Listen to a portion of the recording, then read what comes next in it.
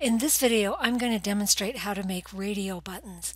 So right after this transportation from airport to hotel, I want to put a series of radio buttons that identifies which version they took. What did they use for that transportation?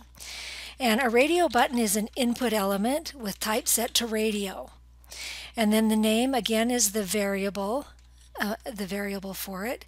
This one I'm going to use a variable name for transport type. Specifically, I'm going to have a transport from type, so I'm going to use transport to type as the name of the variable. And let's see what we get from that. So if I refresh it, I end up with a radio button that can be checked or can be clicked. Now notice I can click it on, but clicking it again doesn't click it off. With a checkbox, I can click it on or click it off. Radio buttons don't work that way. Radio buttons, you can click on it to set it or click on another one to set it. So also notice we're missing the label here. So let's go ahead and put a label on it.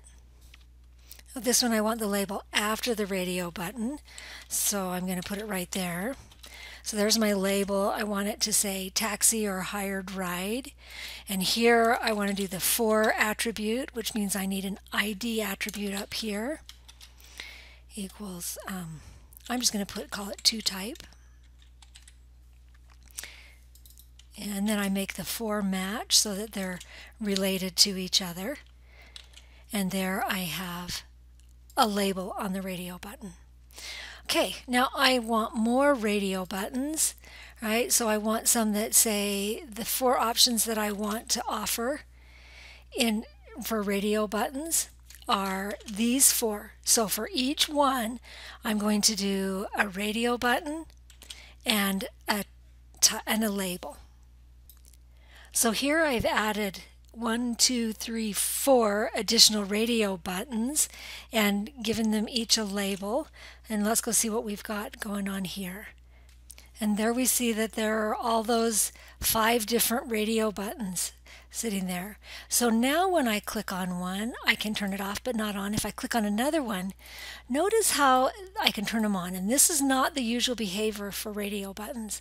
One of the things we want to do in radio buttons is to create a group so that only one can be selected. And the way you do that, notice that I've left the value of the name attributes off on these additional ones, and that is because if I want to make a group of radio buttons, then for everyone in the group, I give them exactly the same variable name.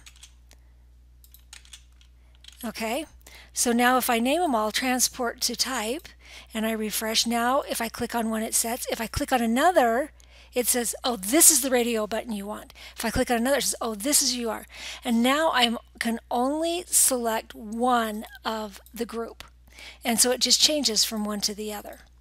So now what we have is a single variable name. So when I submit, there's the transport to type, and it just has the value on. But we can give it, but that doesn't tell us which one was clicked on because they have all exactly the same variable name. So I can't tell it was a rental or an other or a public or a shuttle or a taxi. So the way we identify which one is clicked on is with the value attribute. So if I go up here and I add the value attribute and I say, well, this value is taxi. Okay, and then in this one I'm going to say the value. And this will identify the value of the variable. So I add that to each one and I give them a different value. And so I give them a value attribute, but I do a different value for each one in the group.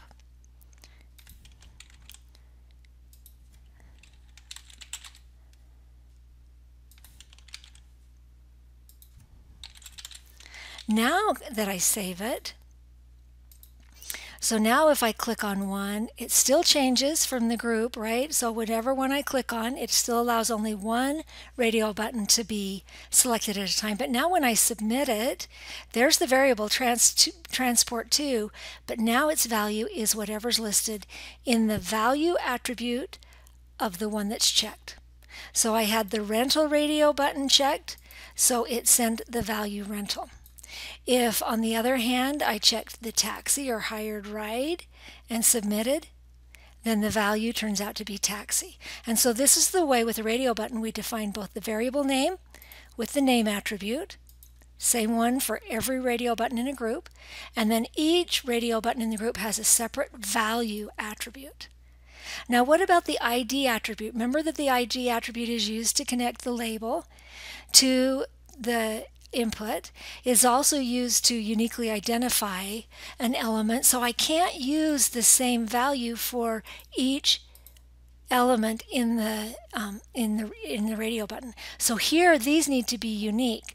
So instead of using a generic one, I'm going to use something unique for each radio button. So I'm going to go back and I'll say that the unique thing about this one is it's a taxi, and I need to make that match the 4 type. This one is a shuttle, and I need to match that with the value of the 4 attribute. Oops, not that one, up here. There you go. And I need to do that for each of these. And I need to give them each a unique value for the ID.